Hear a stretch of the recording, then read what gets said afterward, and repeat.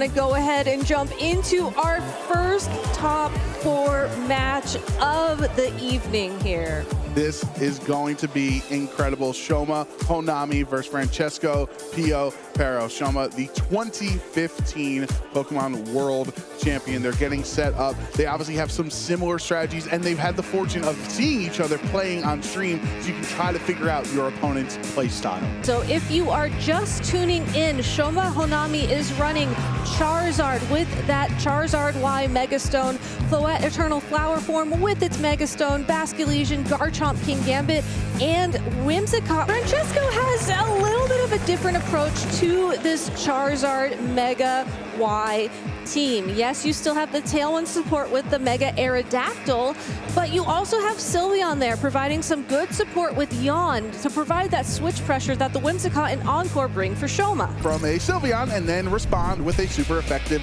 Poison Jab. So let's get into it. Top 4 of the North America International Championship. Shoma Honami versus Francesco Pio Pero. Shoma leading Whimsicott and Garchomp versus Francesco's Charizard Sylveon. Extra ability, it will have priority, and it should be able to attack at least once thanks to the Focus Sash. And that's going to allow, if he wants to go for Tailwind, allow the Garchomp to be super, super speedy. But no Tailwind just yet. Just a Moonblast into the Sylveon does not do too much damage. There's no Fairy Feather boosting Whimsicott's damage on the turn. And a Rock Slide bringing Sylveon down to close to half HP. King Gambit just swapped in, so it won't get the chance to attack, and Sylveon breaks through. Does not flinch. Huge for Francesco, because even with the Roselli Berry, it brings Garchomp down low enough that the next Hyper Voice KOs it. Not having Hyper Beam, it has Yawn. At some point, Francesco might want to force his opponent into a bad spot and maybe fall asleep. But for now, it's just going to be multiple priority attacks. Quick attack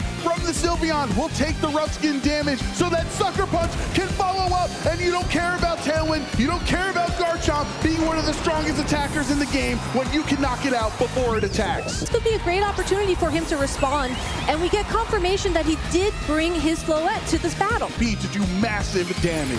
And that's also Floette's signature move. It would be so cool to see it in this top 4 battle.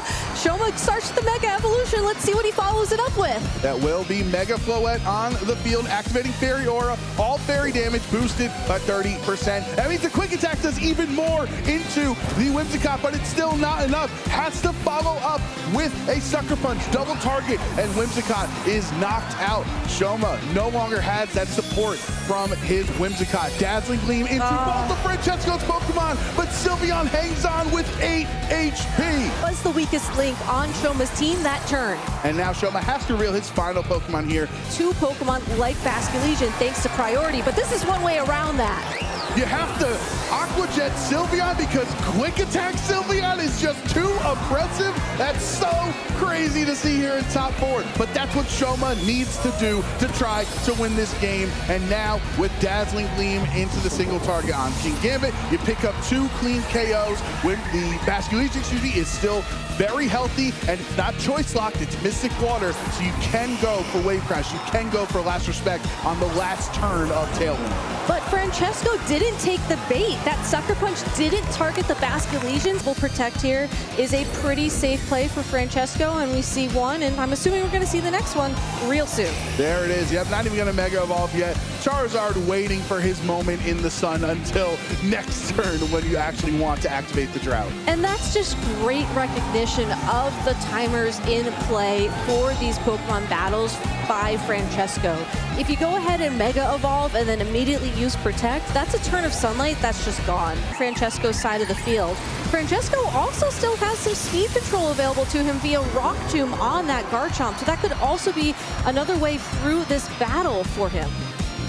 See how this turn will play out. Absolutely crucial as we get towards the end of game 1. Basculegion protecting itself from a potential Solar Beam or any attack going into that spot. Moonblast though into the Garchomp, and Mega Floette will not allow Garchomp to stay on the field. Just going for that single target attack, going for the guaranteed knockout, and here comes a Solar Beam. Unfortunately, if it targets that Basculegion, it's not going to be able to do damage. That's no damage. Basculegion's still super healthy, and it's 2 versus 1. Through to get that extra time to think. There's an Aqua Jet in the sun. It does some solid damage to the Charizard here, but the Moonblast on the follow-up is resisted. But when it comes from Mega Floette, resisted doesn't mean much. 2 hits brings Charizard down to under 50%. Here's the Solar Beam, though, super effective because the sun is up, does not take 2 turns to charge, will be automatically targeting down that Basculegion. Is it enough for full HP? Yes, it is. Sometimes, we saw yesterday, we saw Basculegion live on 1 HP. This one was not able to. And that, again, great information moving forward for all of these trainers. On the open team sheets, Mega Floette is timid on the stat alignment versus Francesco's modest stat alignment.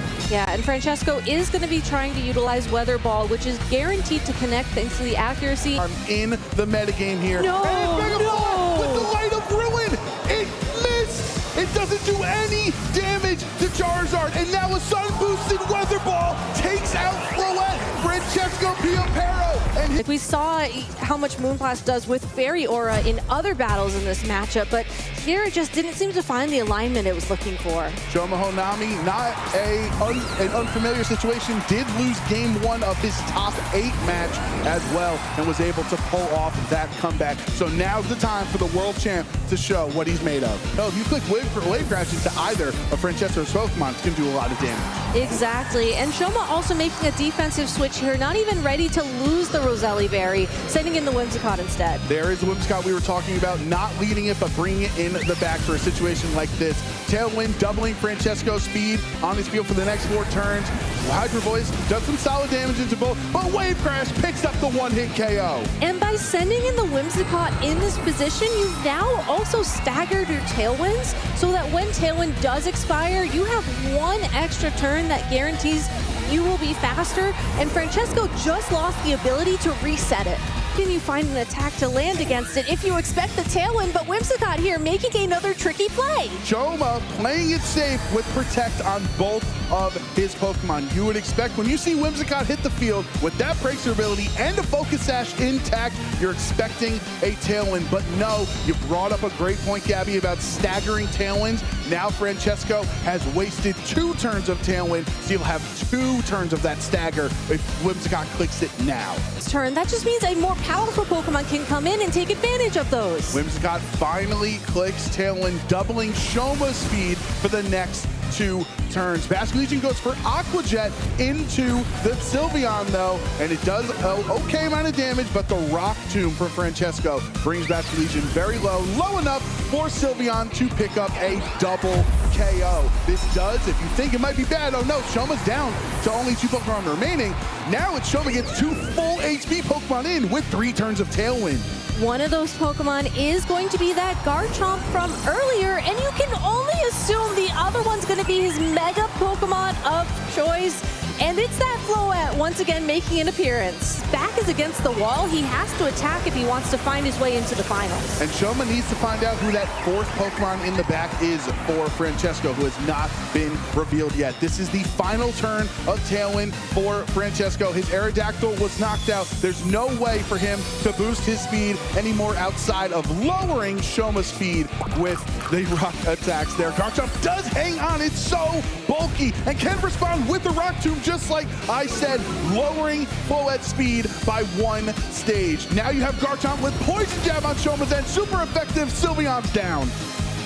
So with the speed lowered on Floette, that could start adding up over time once Tailwind has expired, or honestly, once there's enough speed drops to just mitigate that Tailwind entirely. But does Garchomp have enough time on the field to even get there in this match? But overall, Shoma still has a ton of board pressure with a ton of damage threatening. Basculegion and Garchomp will Protect on Francesco's side. There are 2 turns of Tailwind remaining. At the end of this, it's just the 1 because of the speed drop from Garchomp earlier. Mega Floette, once the Tailwind end, will be slower than Francesco's Pokemon. Here's go for double Protect. It doesn't Okay, work. that one didn't work. Only a 30% Oh, but he got out of the Basculegion. That's a huge double Protect. 30% chance to play no, in he went for Dragon Claw consecutive ones. again. The Dragon Claw goes into Basculegion. There's no damage. He went for And he Moonblast. doubled. Shoma doubles the Basculegion because of the Focus Sash. He needed 2 hits to secure a KO and gets no hits. victory, Gabby. But there's nothing spookier than all these double protects that have been coming out throughout the weekend. Rock Tomb into Garchomp on Shoma's side will lower its speed that allows Basculegion to now outspeed and go for last respect, taking down Shoma's Garchomp. You see the frustration on his end. He was hoping Garchomp would endure that attack, but the Rock Tomb was so clutch for Francesco in both of his top cut matches so far, lowering his opponent's speed. Trainers in VGC history, his respect with the last respect into Mega Follett, takes it down, and Italy is in the finals. From top 8 last year to top 4 at the European International Championships this year to now to the finals here in New Orleans, Francesco Piopero is your first finalist of the 2026 North American International Championships. Francesco's beside himself right now. He is popping off. He can't even believe what just happened, taking down one of the titans in VGC for your chance at your first international championship. But what an incredible run from Shoma Honami throughout this tournament. He has played so incredibly well. It